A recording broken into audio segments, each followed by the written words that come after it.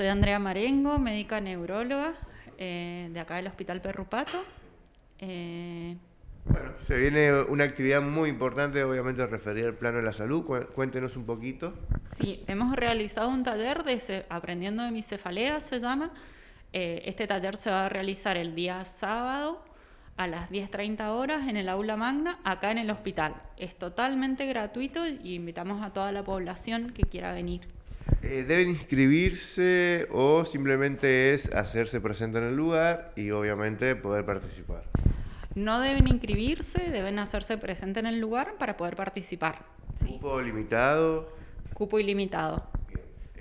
¿Cuál va a ser la metodología justamente de ese taller? ¿Qué se va a brindar? Lo que vamos a brindar principalmente es el conocimiento de las cefaleas, como todos sabemos, son los dolores de cabeza. ¿Qué tipos de dolores de cabeza son los más frecuentes? ¿Cuándo debemos concurrir al médico? ¿Cuándo debemos ir al especialista? ¿Cuándo debemos concurrir a la guardia? ¿Sí? ¿Y qué pasa con el consumo de analgésicos? También vamos a dar algunas pautas de cuándo podemos consumir analgésicos, cuándo no esperamos y concurrir a los analgésicos. Es un tema muy común porque, a ver, hoy por hoy, época de tecnología, pantallas, celulares, televisores, obviamente y demás, uso excesivo o abusivo de justamente la electrónica, también influye, ¿no? Lo que tiene que ver con esos dolores molestos de cabeza y muchas veces, todos los hemos hecho, tomamos por ejemplo, un analgésico o algo que nos quite el dolor. Pero esa quita del dolor, estamos tapando una sintomatología, ¿no? A veces sí, a veces no.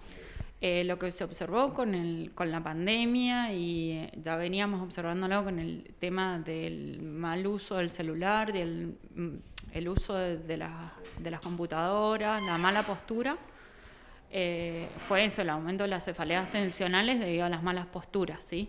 Principalmente. Cuando comenzó la pandemia, aparte de que el COVID producía cefaleas o dolor de cabeza, también vimos un aumento de la consulta de cefaleas por esto que decíamos, del mal uso del uso de las pantallas principalmente y de las malas posturas, ¿sí? Sumado a eso con la ansiedad y el estrés que creo que cada uno de nosotros pasó en forma particular. Una cefalea puede ser producida por la vista, algún que otro detalle en la vista. Tenemos más de 300 causas de cefaleas, ¿sí?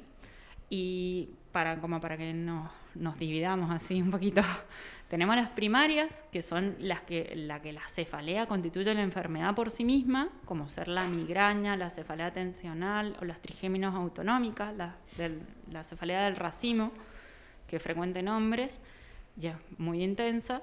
Y tenemos las cefaleas secundarias, ¿sí? Que es por alteraciones en la vista, por deshidratación, por tumores, por aneurisma, por ACV. Por ejemplo, se habla, o no sé si esto es realidad o no, la persona que fuma mucho, por ejemplo, si también esto puede derivar en una cefalea. Puede derivar en una cefalea si la persona está respirando mal, ¿sí? En el caso de los pacientes fumadores, ¿sí? Uno lo que primero tiene que ver es cómo está también su pulmón, ¿sí? Cómo está oxigenando esa sangre. Y lo otro que siempre, el tabaco va asociado a obesidad, problemas cardiológicos, ¿sí? Entonces también hay que buscar una cefalea que se da principalmente en la mañana y que se debe a un síndrome de apnea obstructiva del sueño. ¿Qué es lo que es este síndrome de apnea obstructiva del sueño? Nada más y nada menos, es una obstrucción de la vía respiratoria cuando dormimos, ¿sí? ¿Cómo nos damos cuenta? La persona que ronca.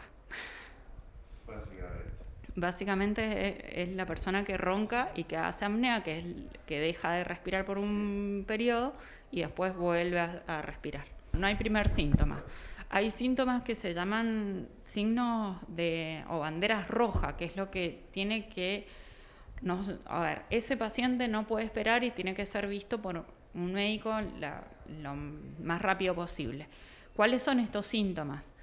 Cefalea de intensidad o dolor de cabeza de intensidad 10 en 10, la más fuerte de mi vida, ¿sí? Esa tengo que concurrir a la guardia para descartar otro tipo de patologías. que una cefalea se acompañe de una alteración visual, de pronto dejé de ver en la mitad de un ojo, ¿sí? En la mitad de un campo visual, o tiene alguna alteración, tiene una debilidad o un hormigueo en la mano o en la pierna, eso tiene que hacernos concurrir en forma urgente a la guardia, ¿sí? Porque ahí hay ciertas patologías, como pueden ser desde un ACV a un tumor, que hay que descartar en forma rápida, ¿sí?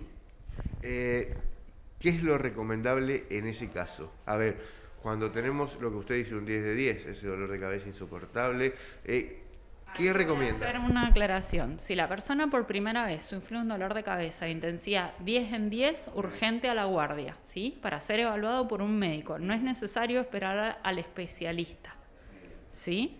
Porque hay que hacer neuroimágenes y hay que revisarlo en forma íntegra. Ahora, en el caso de la migraña, los pacientes suelen tener cefaleas intensas, muchas veces llegan a 10 de 10, pero ya ese paciente tiene el antecedente de que tiene migraña, de que siempre sus dolores de cabeza son iguales y que cede con cierta medicación. En el caso de la migraña, uno da analgésicos en caso de crisis, ¿sí? Para que no venga la guardia y ya esté. Pero en el caso de la migraña también existe un abuso de la medicación, ¿sí? Empiezo a consumir cada vez más analgésicos. ¿Dependencia ya?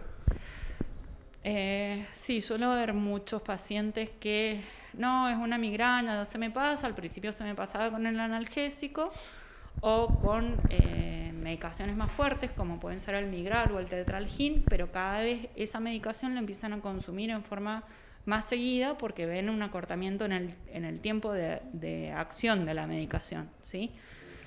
Esto da lugar a otro dolor de cabeza que no es la migraña en sí, sino una cefalea que se llama por abuso de medicación. Como en el caso de los migrales o el tetralgin, lo vemos muy frecuentemente eso, ¿sí? Acá en la consulta. A ver, el tema es muy amplio, no se puede abundar o abarcar de diferentes maneras, pero para eso es lo que se va a llevar a cabo, ¿no? El taller que se va a realizar justamente este sábado. Exacto, para eso realizamos el taller, para que la población sepa cuándo tengo que ir en forma urgente, cuándo puedo esperar, cuándo voy al clínico o cuándo voy al especialista, ¿sí? Sobre todo para eso es. Bien, entonces repetir el día, la hora y el lugar. El día es este sábado a las 10:30 horas de la mañana en el aula magna, acá en el hospital.